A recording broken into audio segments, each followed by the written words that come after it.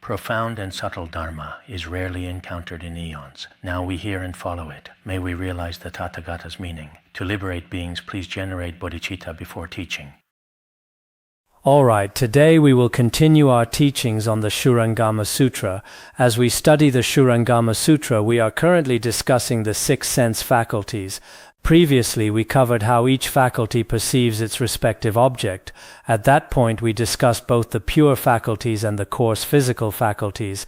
If one attains the perfect and accommodating faculties, these faculties can actually be used interchangeably. They can function in place of one another. To explain this principle, the greatly compassionate Buddha gave Ananda 6 analogies. These are 6 cases of sentient beings. Among these 6 cases of sentient beings, 3 involve those who have not attained the Arhat fruition, and 3 involve those who have already attained the Arhat fruition.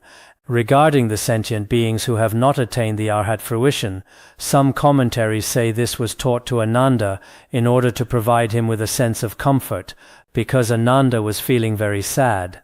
He felt that this might be a state exclusively for noble ones, a state only for Arhats and above, and that someone like him would have no way to achieve it.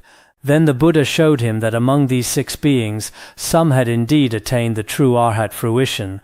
Of course, as for Ananda, if we define a noble one starting from the stream enterer fruition, Ananda is indeed a noble one. However, if the boundary for a noble one starts strictly at the Arhat level, then perhaps Ananda is not yet considered a noble one. Thus, 3 are non-Arhats, and 3 are Arhats.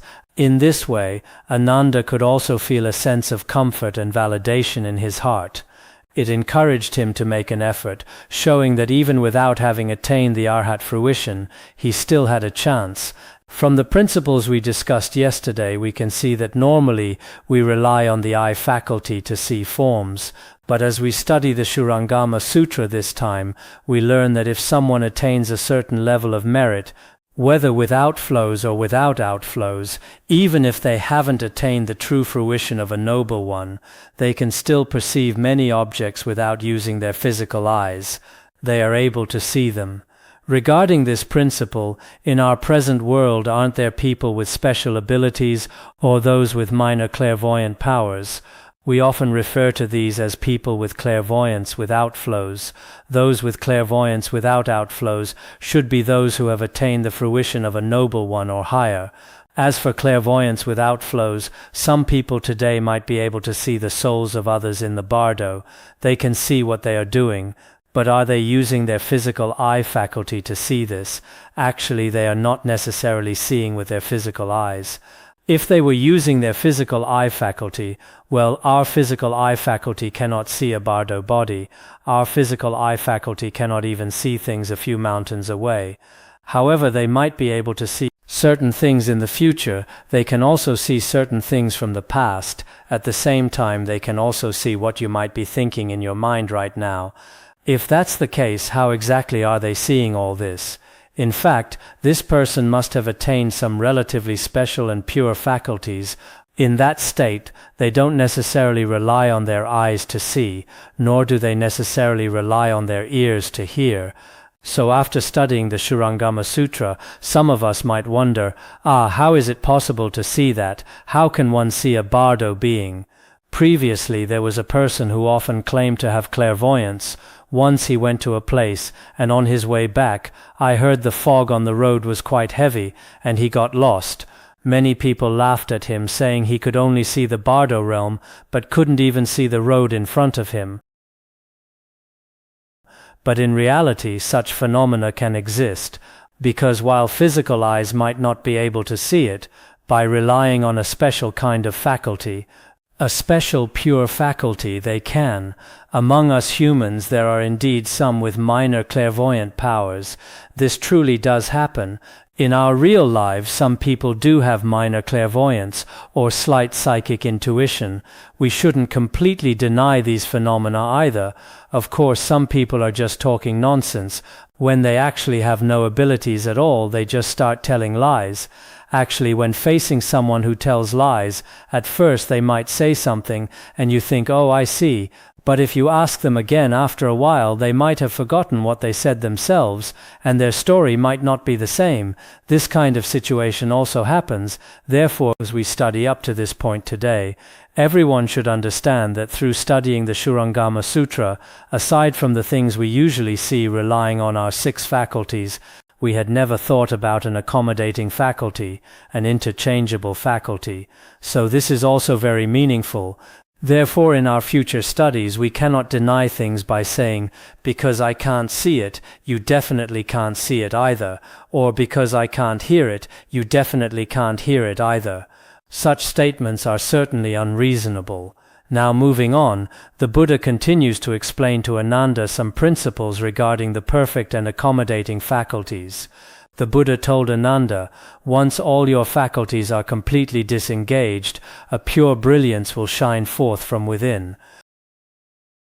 Then all coarse perceived objects and all phenomena subject to change in the material world will be transformed, just as ice melts in hot water, and merge into your supreme awareness. Here, it says, the Buddha told Ananda, now if all your faculties, your eyes, ears, nose, tongue, body, and so on, if they are completely disengaged, fully pulled away from the 6 external sense objects of form, sound, smell, taste, and touch, pulling them out and detaching from the 6 objects.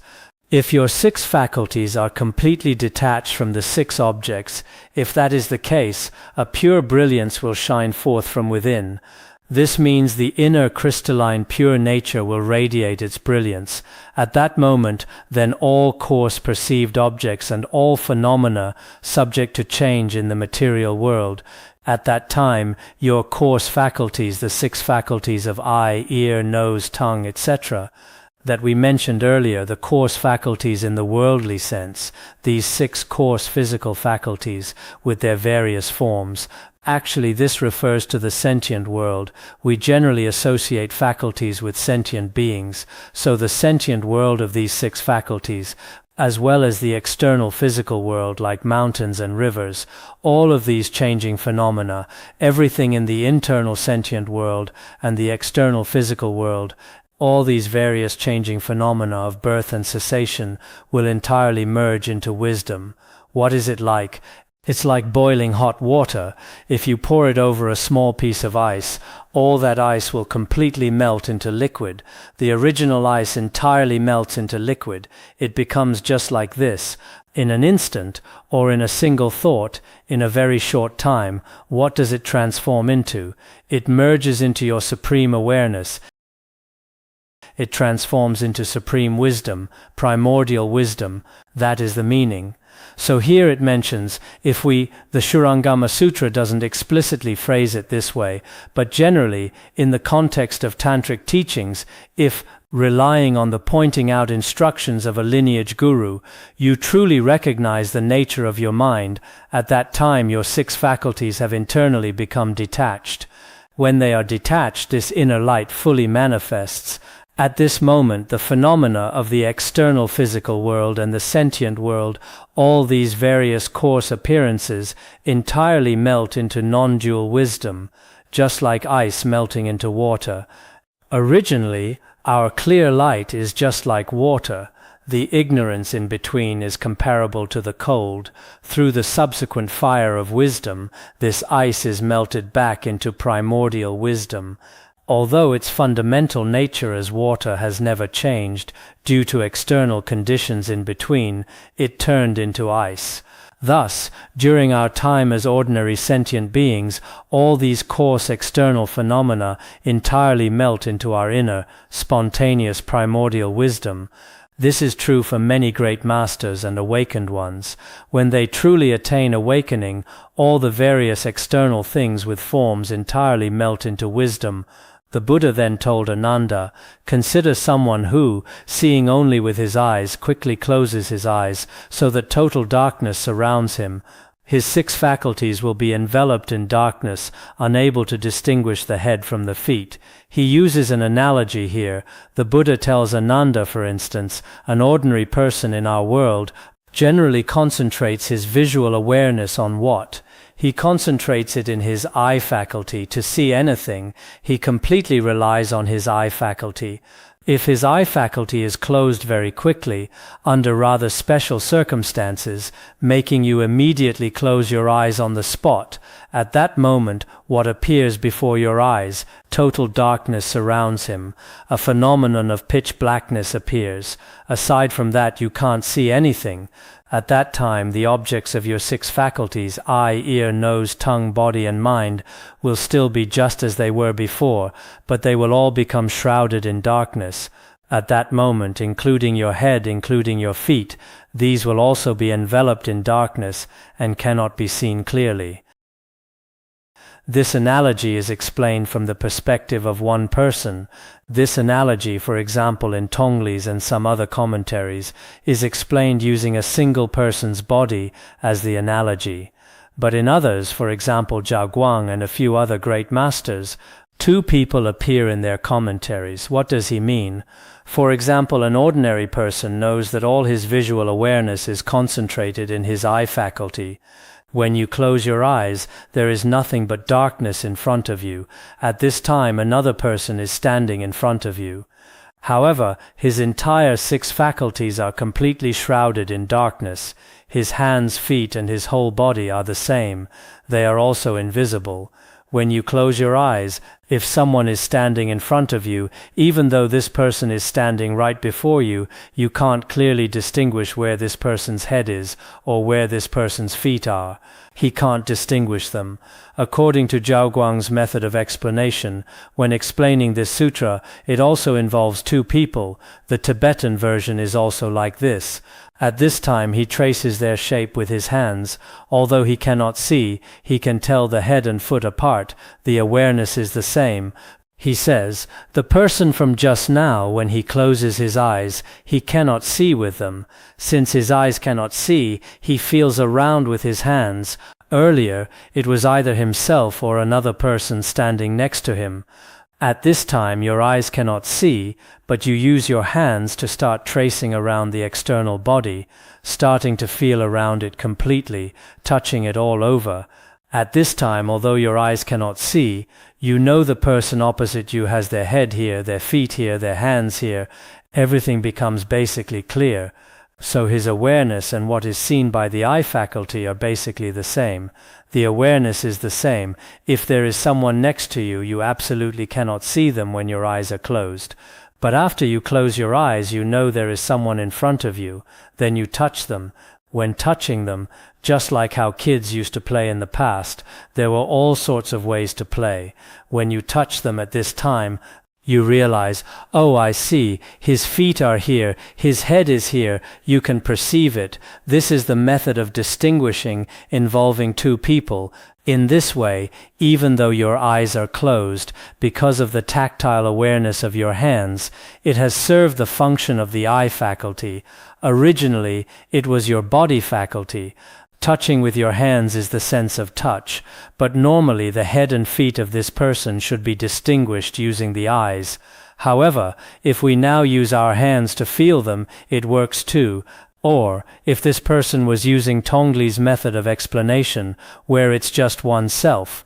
If it's oneself, when you first close your eyes, you probably cannot see your own feet either, nor can you see the upper part of your own body. At this time you start feeling yourself. If you touch yourself, you know, my feet are down here, my head is up here, I am positioned like this. It's just like your eyes seeing your own body. You basically have this awareness. So this tactile sensation of the body actually functions just like what? Like the visual awareness of the eyes. The visual awareness and tactile awareness are essentially the same. What does this mean? It means that when certain causes and conditions are present, actually our faculties can be substituted by other faculties. It doesn't mean it's forever impossible.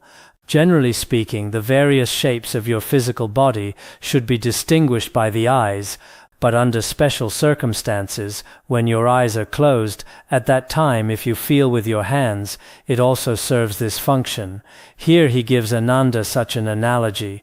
Moving on, the following sentence is a bit slightly difficult to understand. Let's take a look. If visual awareness depends on light, darkness results in no seeing.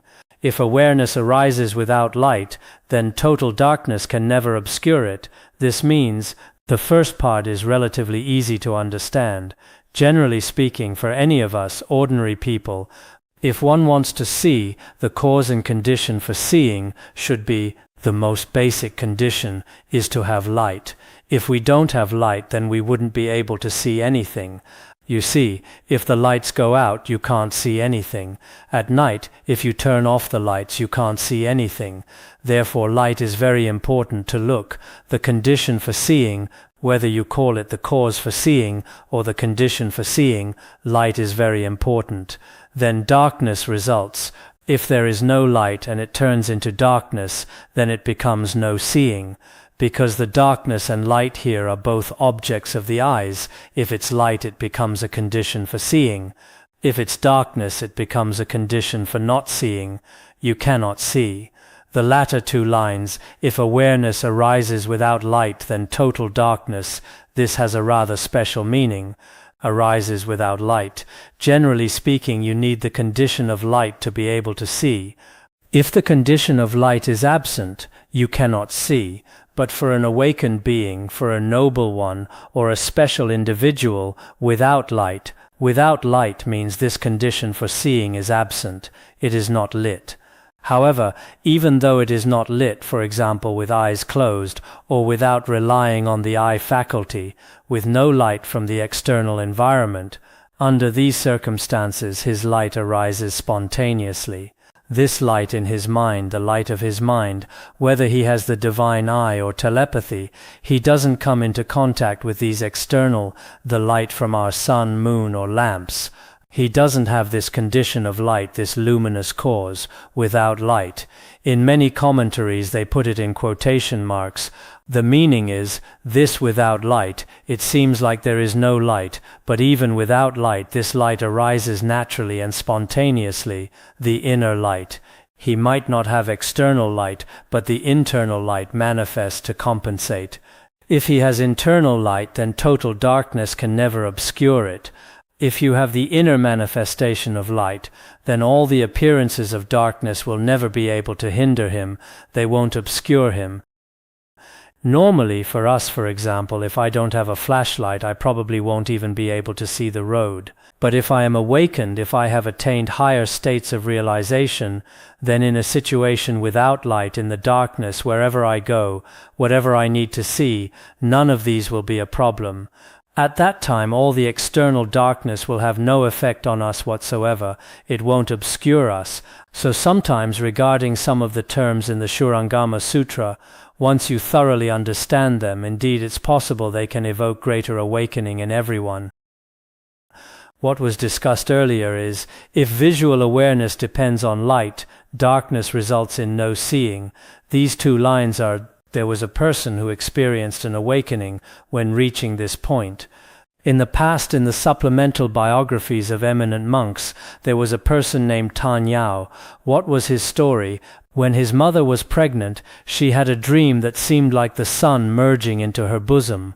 Later, a monk said, "The son of the Buddha has descended here." After that, various auspicious signs appeared in their home.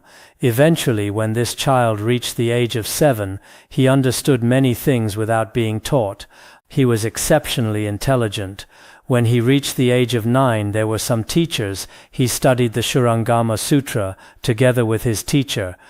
When he studied these two lines in the Shurangama Sutra, if visual awareness depends on light, darkness results in no seeing. At that moment he experienced a sudden awakening, and then, regarding all knowledge and all texts, he comprehended everything without obstruction. although in his biography it doesn't say much about what happened afterward, but perhaps, looking at history, many eminent monks and great masters and numerous practitioners, through reciting, studying and practicing the Shurangama Sutra across different eras, have also become awakened ones. This is due to the blessings of the Buddhas and Bodhisattvas, and also due to their own karmic connections. I've noticed that recently many people indeed have great faith in the Shurangama Sutra. Moreover, the words and phrasing here, from the perspective of the Chinese language, although somewhat difficult to understand, sometimes when you look at it and read it yourself, the wording is also very beautiful. Furthermore, if you just read it directly like this, it carries inconceivable blessings. Many of us also have faith in this sutra. If you have faith, you should also frequently read it respectfully, frequently prostrate to it, make offerings to it, and pray. Doing so is very important. So this must be why, since ancient times, so many eminent monks and great masters have valued it so highly. There is definitely a very profound secret and dependent origination within it.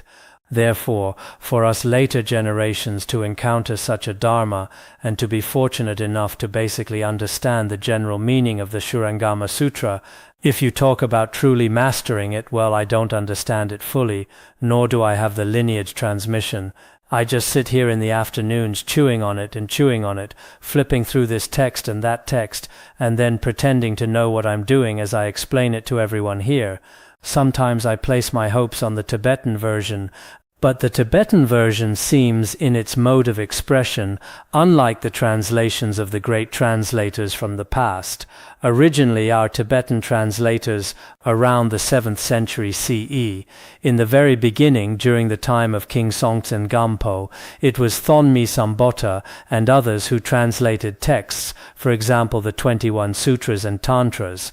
Later, it was Vairotsana and his peers, Yeshe De and his peers, and after that, there were the translations from the later diffusion of Buddhism. But all these translations share a characteristic that is quite different from these Chinese translations. In Chinese, sometimes translations from different eras, these translators produce translations that are extremely archaic. But for our Tibetan Tripitaka, the great Dharma kings of that time established the translation styles and phrasing. They even regulated the degree of polishing allowed. These were specifically, they first laid down rules on how to translate. The translation rules were first set by the kings. Both Trisong Detsen and Songtsen Gampo had such rules.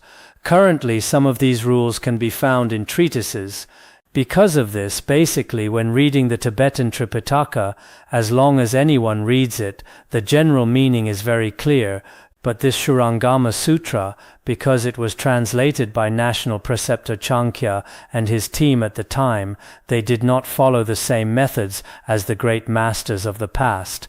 The reason for a lot of the translation choices is still because the Shurangama Sutra is exceptionally ancient.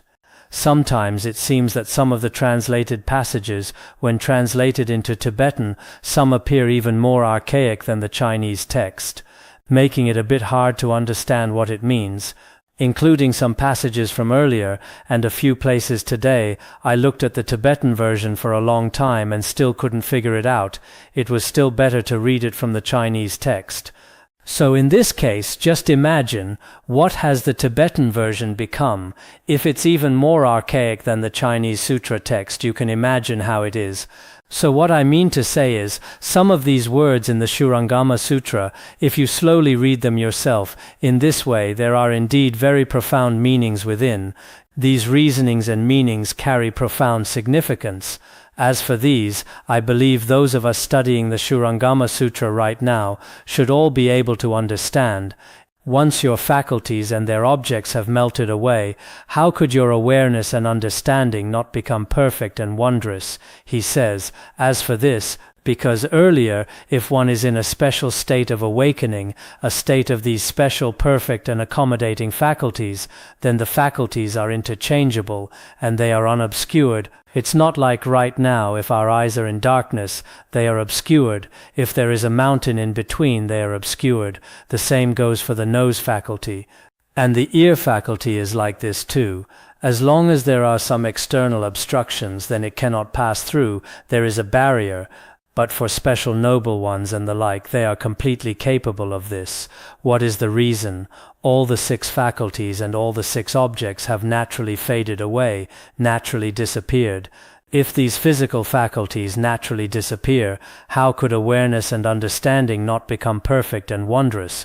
Why wouldn't the wondrously bright primordial awareness, this direct, spontaneous primordial wisdom of the Tathagata Garbha, why couldn't it become a perfect and wondrous function, an accommodating and wondrous function? Why wouldn't it? It certainly will. Just like what we discussed yesterday regarding Venerable Mahakashyapa, he didn't have any dualistic thoughts or grasping mind. His so-called mental faculty had long been extinguished, yet he could perfectly and completely know, without relying on the arising of any thoughts. This principle, from the perspective of an awakened one, is extremely logical. If one hasn't attained awakening, it might still seem quite contradictory to us, because we can only function this way. Aside from this, we have no other way. This was the Buddha's long teaching given to Ananda. Next, Ananda now comes forward to ask the Buddha a very long question. Actually, we should also feel very fortunate to directly enter into the Shurangama assembly and hear the dialogue between Ananda and the Buddha. Ananda said respectfully to the Buddha, "World-honored one, as the Buddha has said, when one's practice is based on the resolve to seek what is everlasting, one's mind should be correlated to the mental state of the enlightenment that will be the result of one's practice." Ananda said to the Buddha, world-honored one, just as you, the Buddha, have said, didn't you mention this earlier? Because if during the causal stage one's mind is resolved to seek what is everlasting, then it must correspond to the terms of the fruition stage. This means that when we are in the causal stage, if your mind is everlasting, unshakable and stable, if you have this kind of everlasting mind, then at the stage of fruition, the mind should also be everlasting and unshakable. What is he trying to ask here? Because regarding the faculties, Ananda has always believed that currently all the 6 faculties have already turned into a state of extinction and annihilation. It's such a process, because just now, as each was discussed, it was shown that none of the 6 faculties have a true essence. If that's the case, how can the fruition stage manifest?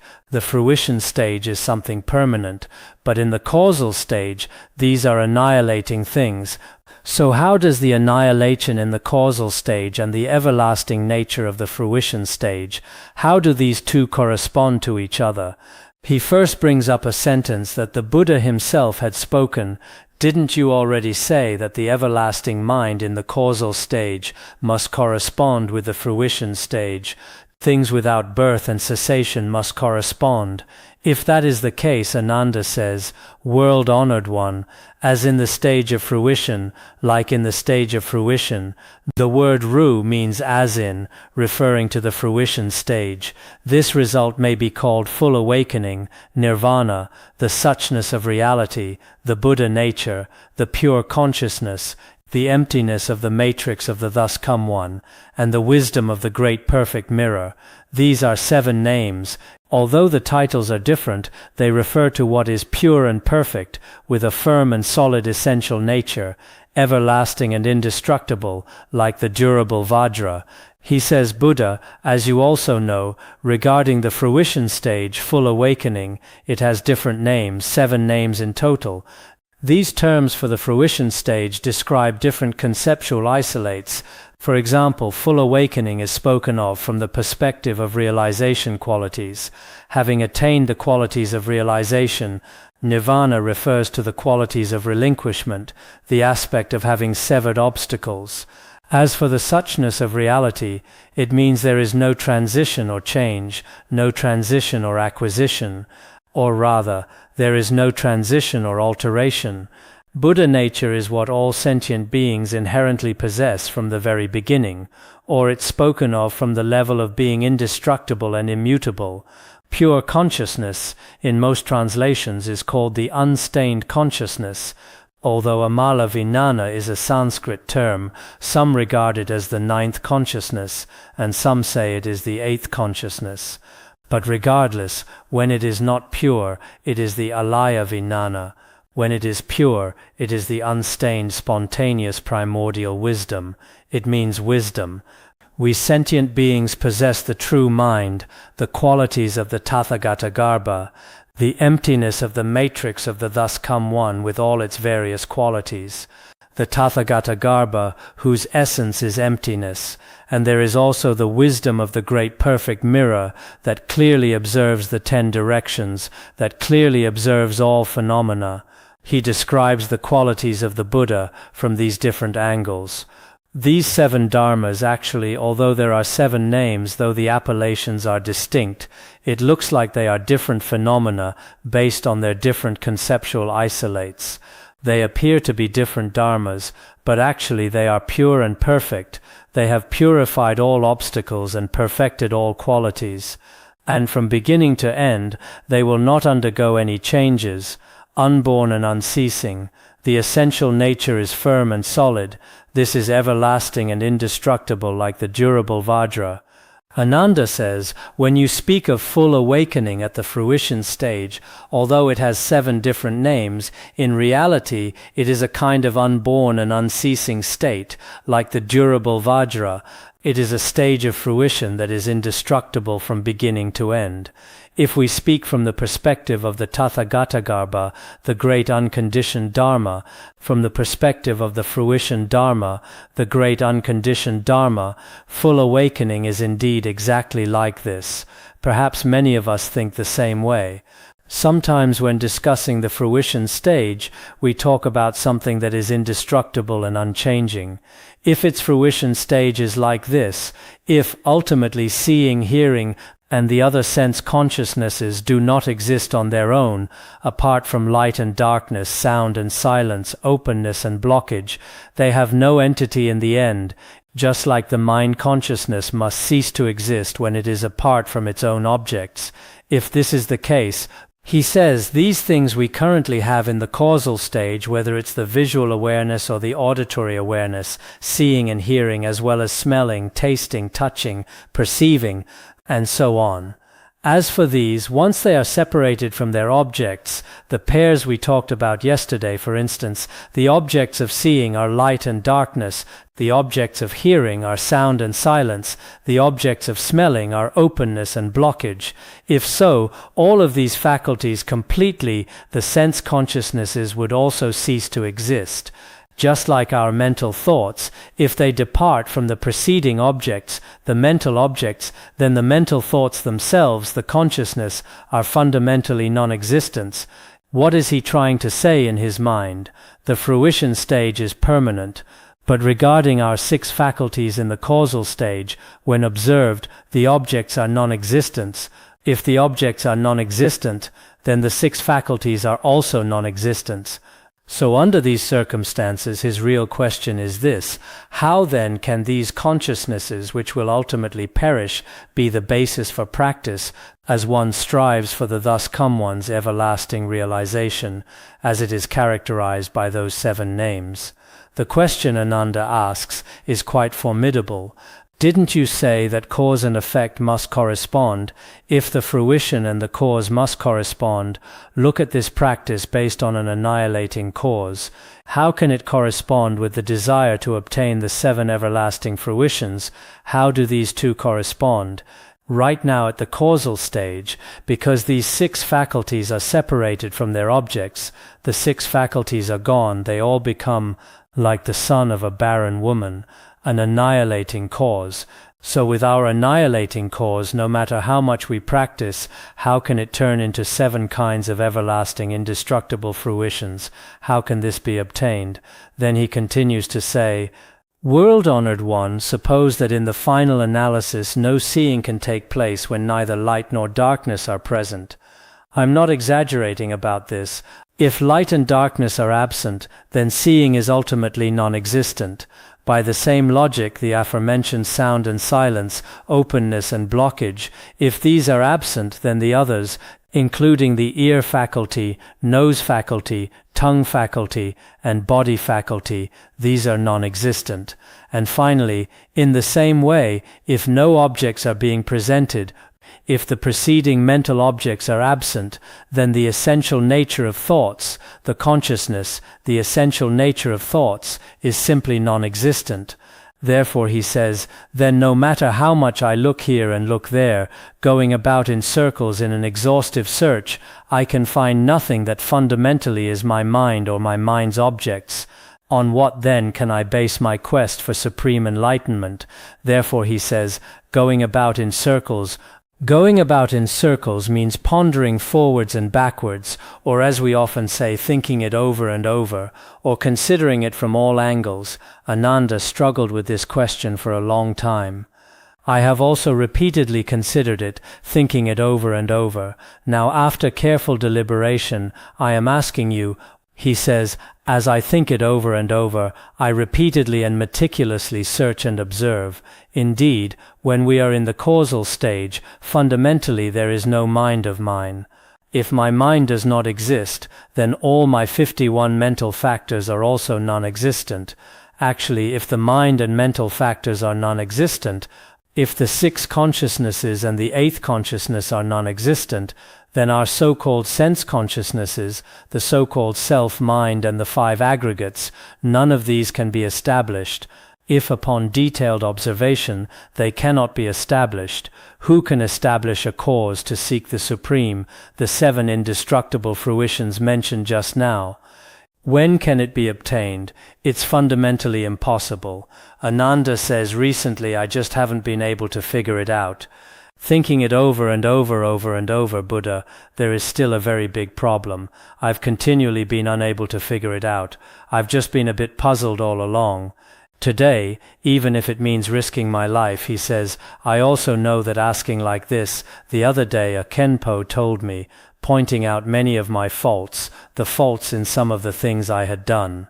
Then I said, what are you doing? Every day you only look at some faults and don't see my merits. He said, some people say you like to hear about your merits. So I feel that it's very good for a person to have someone by their side who will point out their faults. So today, after thinking it over, I decided I should still tell you some of your faults.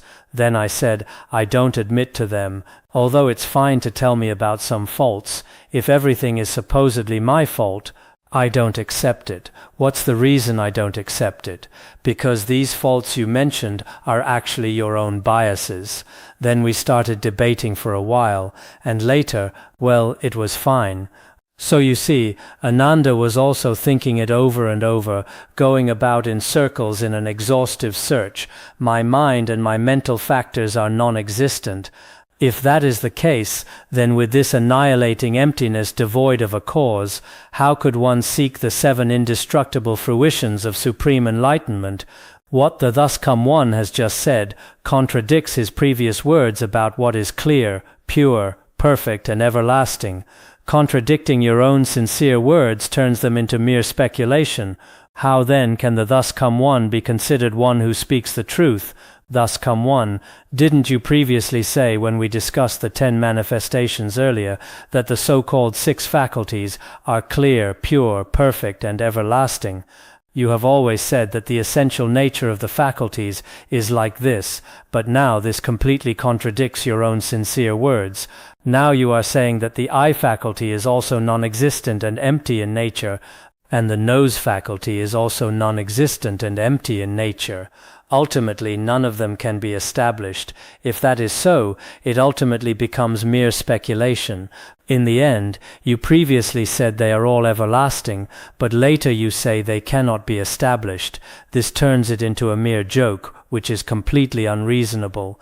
Under these circumstances, how can people still call you the Thus Come One is one who speaks the truth, one who speaks no falsehood, one who speaks what is so, one who speaks reality, speaking Vajra words.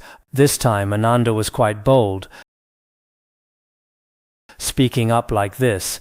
Then, fearing the Buddha might be displeased, he said, "I only hope the Buddha, out of his great kindness, will set me free from the doubts that I am clinging to." Here, some versions write it as Meng Shi, ignorance and doubt. Some write it as Meng Lin, using the Lin from Lin Se, stingy. There is also another version where Lin has a heart radical next to it. As for Mengi, there are different characters used, but the more common one is probably Meng Lin. The meaning is, "May the greatly compassionate Buddha fulfill my wish to be awakened from this confusion, open up my perplexed and uncomprehending mind, and dispel my doubts." Overall, he felt that the Thus Come One had constantly used some contradictory language. The reason he kept questioning the Thus Come One earlier, and the Thus Come One kept continuously teaching him, ultimately led to the formation of this Shurangama Sutra. I don't even know what I'm saying anymore. Next, the Buddha tells Ananda. The Buddha, in his manifestation, did not seem particularly displeased. The Buddha said to Ananda, "You are very learned, but you have not yet put an end to your outflows."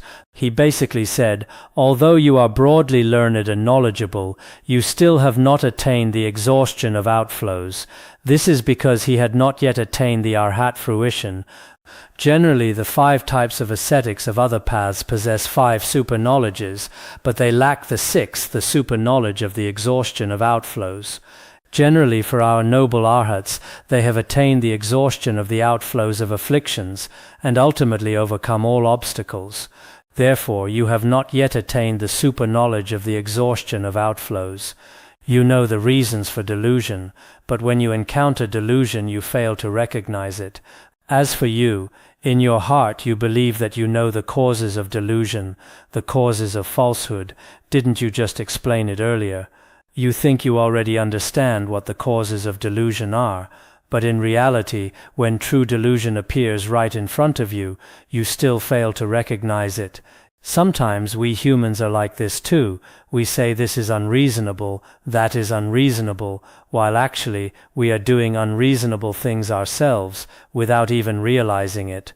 The Buddha feels that Ananda, although he says this is unreasonable or that is unreasonable and delusional, he himself truly cannot see the true nature of all phenomena. He hasn't even realized this kind of delusion himself. It is to be feared that though you are sincere, you still do not quite trust the teaching. I will have to make use of another everyday situation to dispel your doubts.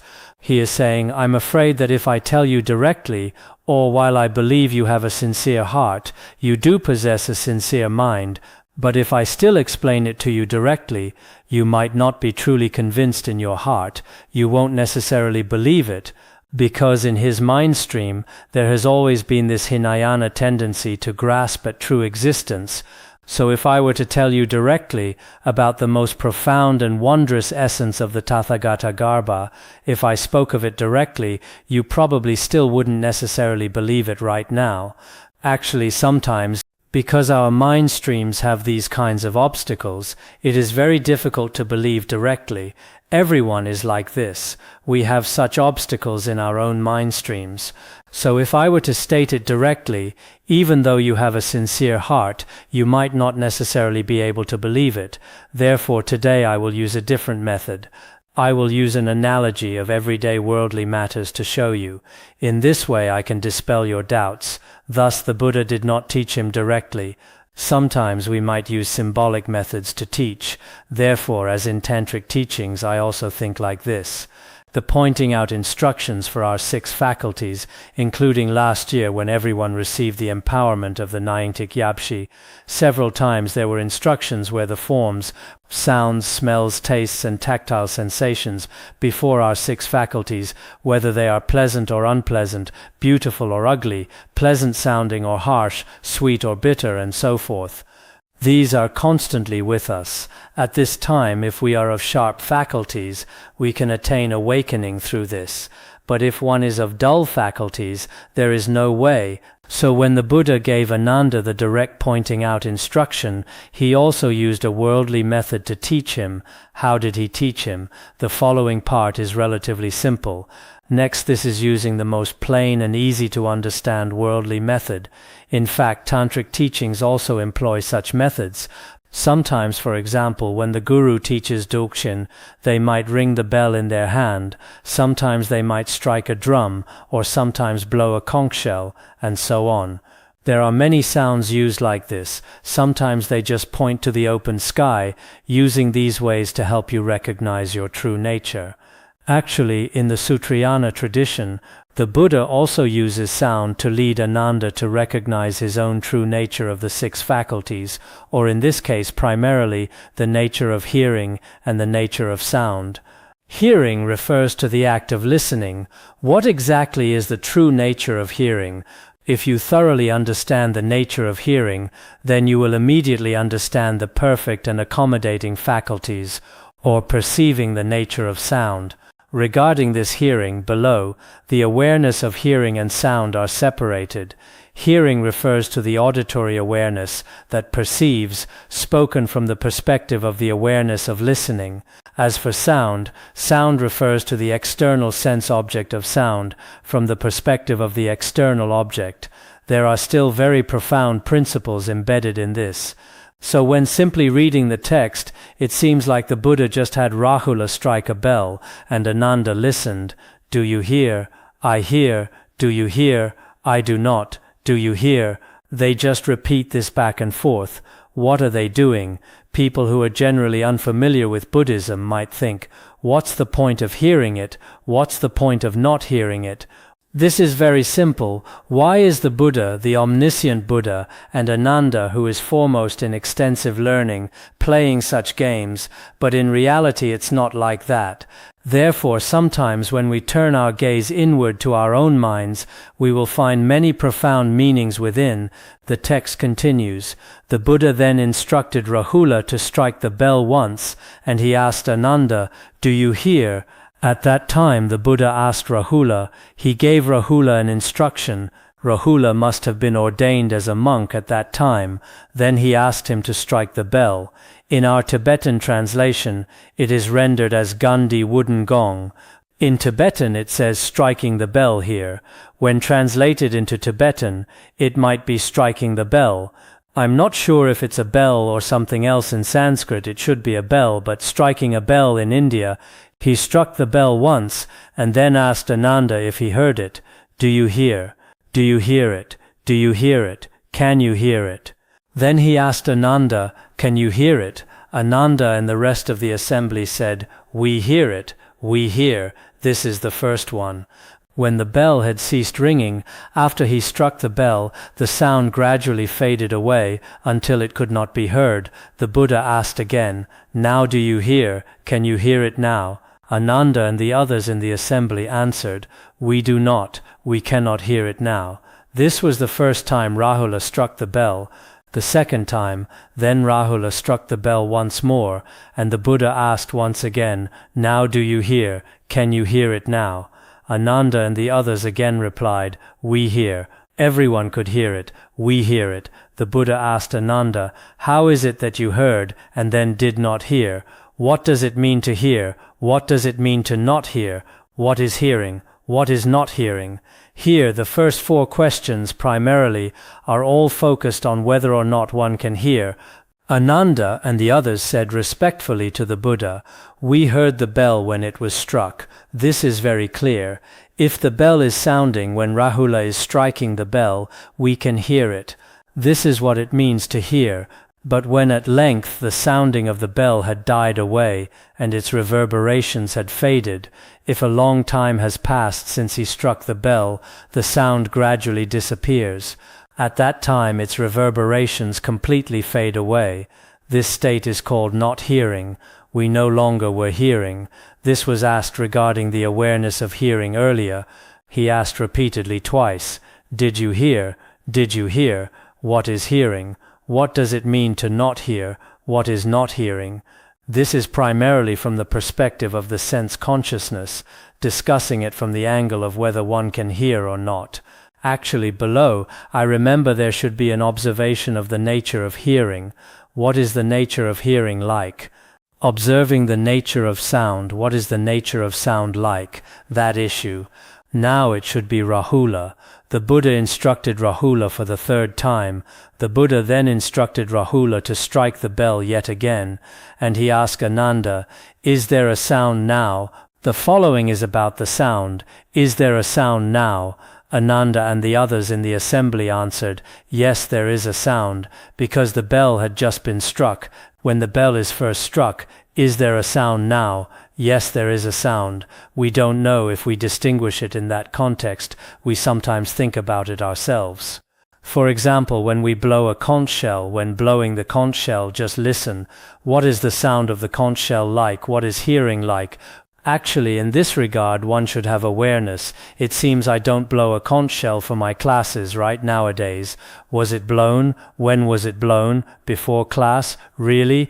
I've never heard it. In the past, when I blew it myself, every time I would think, in this lifetime I still have the opportunity to teach the Dharma. When I first arrived, truly, every day I would make aspirations myself and blow it myself. Some of the teaching assistants said they would blow it, but I said no need, I will blow it myself. I thought, if I am teaching the thus come one's Dharma in this life, I hope to have this opportunity life after life. There weren't many people back then either. When teaching the Tibetan students, there were only a dozen or so people. If there were over 20 people, oh, that class would be considered too crowded, so I just blew it myself. Thus blowing the conch shell was back when I first arrived in the past, when His Holiness taught at the Dharma Hall. When His Holiness had just arrived, the person assigned to blow the conch shell would sound it. At that time we would recite a long mantra by Mipam Rinpoche. While this mantra was being chanted, the conch was blown on the side. By the time he finished blowing and entered, the mantra recitation was basically finished. That's how it used to be. But generally, in the mornings everyone is present.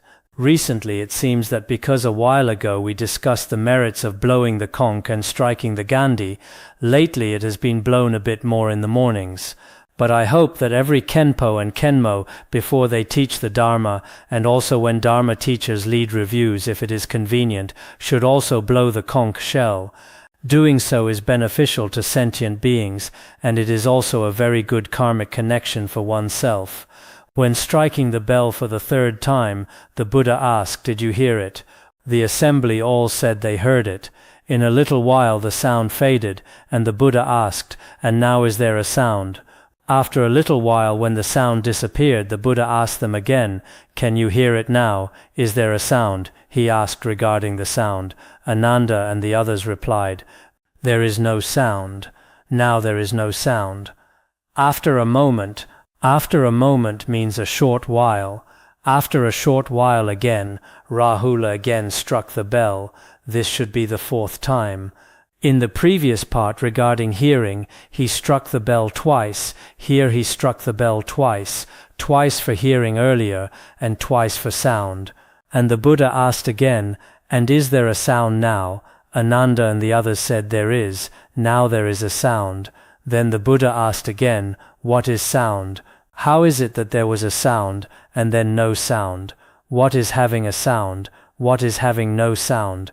Ananda and the others in the assembly answered respectfully, "When the bell was struck, there was a sound. If someone strikes the bell, and it produces a sound, this is called having a sound. After a long time since it was struck, the sound gradually fades away. At that time, but when at length the sounding of the bell had died away, and the reverberations had faded, both the sound and the reverberations are gone. This is called having no sound. There was no longer any sound. It seems as though the Thus Come One and Ananda have just been playing this game. This could have been resolved in a single sentence. But there is a very profound meaning within this. I invite everyone to think about it tonight and see what it truly signifies. The specific meaning will be discussed in the next class.